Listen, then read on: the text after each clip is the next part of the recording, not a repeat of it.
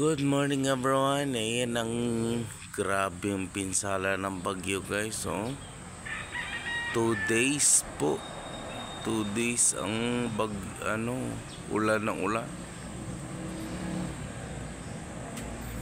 Yung malaking rambutan na puno, na buwal. Tsaka tingnan mo naman yung nangyari sa mga saging guys. Kawawa. Yan mga puno. Grabe.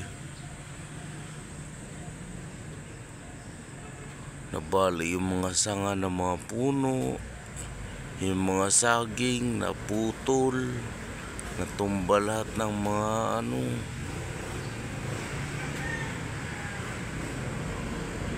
Buti na lang mga magulang na. Pwede na siyang kunin. Ayan meron pa doon.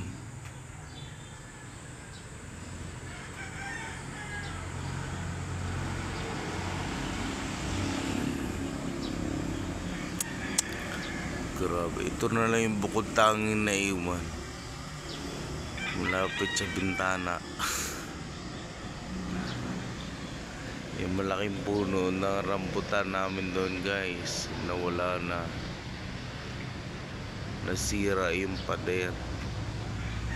Grabe.